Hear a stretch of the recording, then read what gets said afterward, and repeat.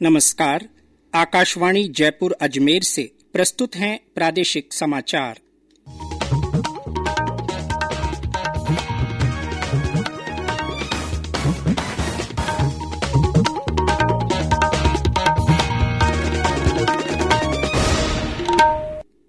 मुख्य समाचार। राज्य में कोरोना संक्रमण से ठीक होने वालों की दर 98.72% हो गई है। कल 98 नए मामले सामने आए।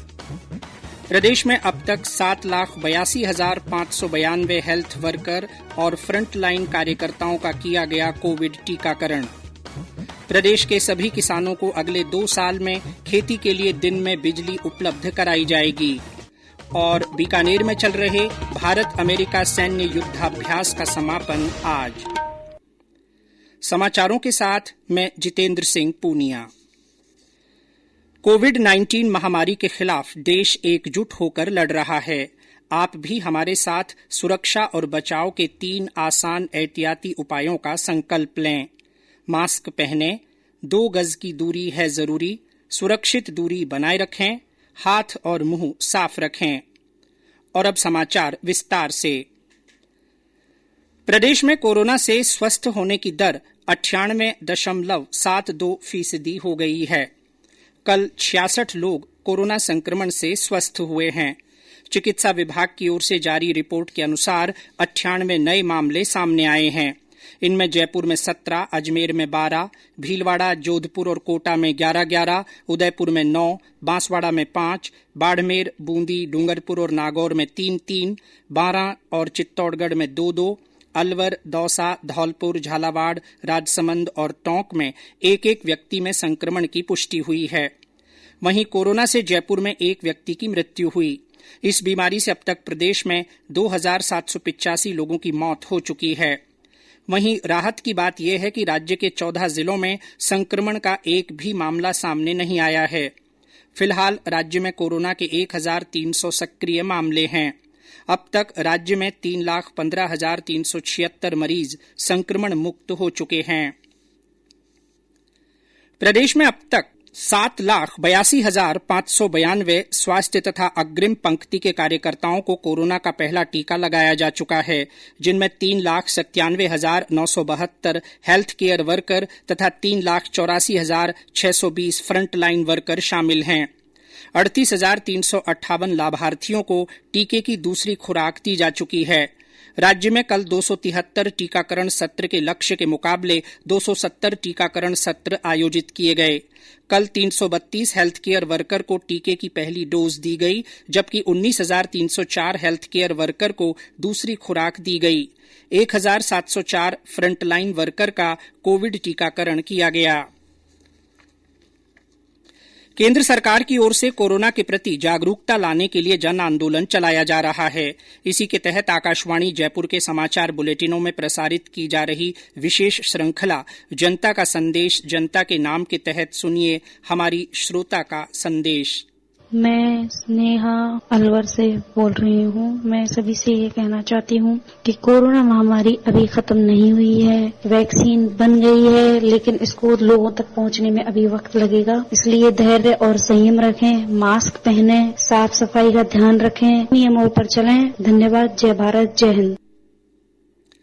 आकाशवाणी के अन्य श्रोता भी कोरोना जन जागरूकता आंदोलन से जुड़ सकते हैं। इसके लिए आपको अपना संदेश रिकॉर्ड कर या टाइप कर हमारे व्हाट्सएप नंबर 9414052368 पर भेजना है। चयनित संदेशों को आगामी बुलेटिनों में शामिल किया जाएगा। प्रधानमंत्री नरेंद्र मोदी ने जोर देकर कहा है कि सहकारी संघवाद को अधिक सार्थक बनाने के लिए केंद्र और राज्यों को मिलकर काम करना चाहिए।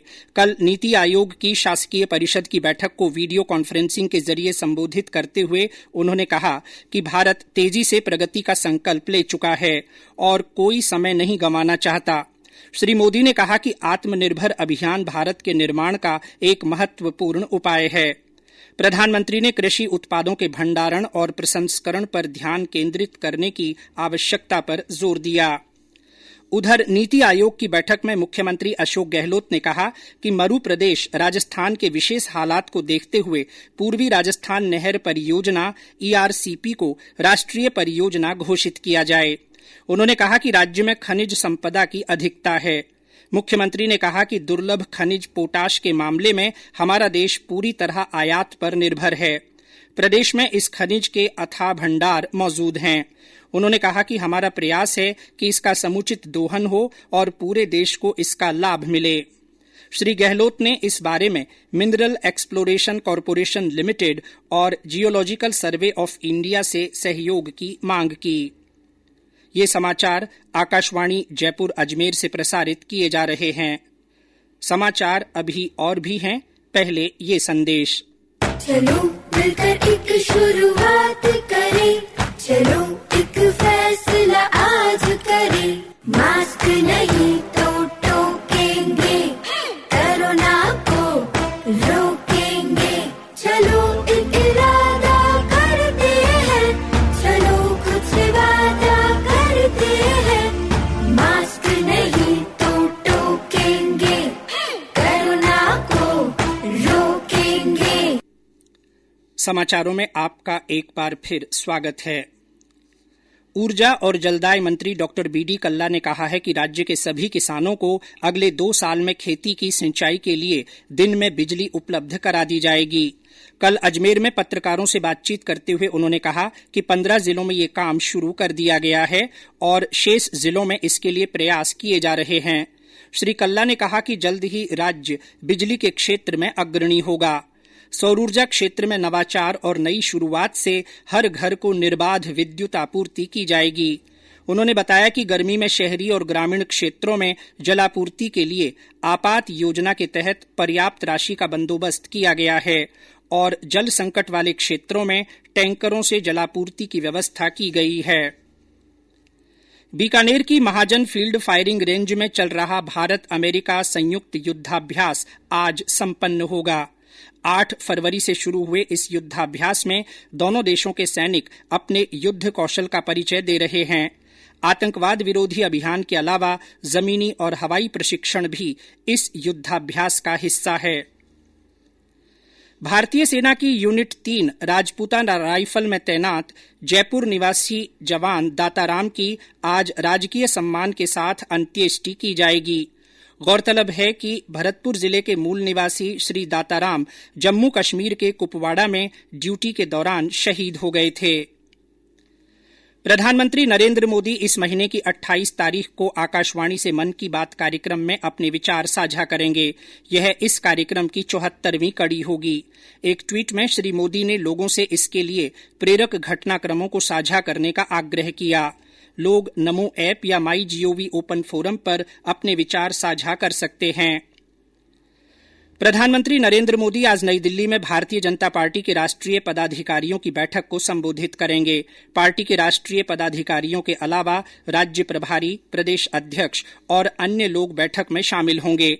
इससे पहले कल भाजपा अध्यक्ष जेपी नड्डा ने पार्टी संगठन से जुड़े कार्यकर्ताओं के साथ बैठक की और आज की बैठक के एजेंडे पर विचार विमर्श किया। आज अंतर्राष्ट्रीय मातृभाषा दिवस है। वर्ष 1999 में आज ही के दिन संयुक्त राष्ट्र शैक्षणिक, वैज्ञानिक और सांस्कृतिक संगठन यूनेस्को ने 21 फरवरी को अंतर्राष्ट्रीय मातृभाषा दिवस के रूप में घोषित किया था। इस वर्ष के लिए थीम है शिक्षा समाज में समावेश के लिए बहुभाषिता को बढ़ावा देना। और अंत में मुख्य समाचार एक बार फिर।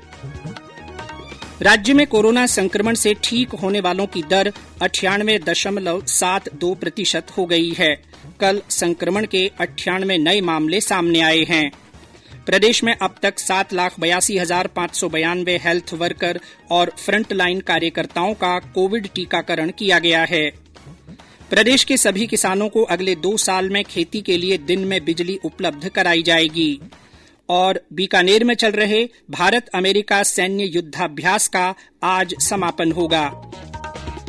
इसी के साथ प्रादेशिक समाचार बुलेटिन समाप्त हुआ। हमारा अगला बुलेटिन हिंदी में दोपहर 12:30 पर प्रसारित होगा। नमस्कार।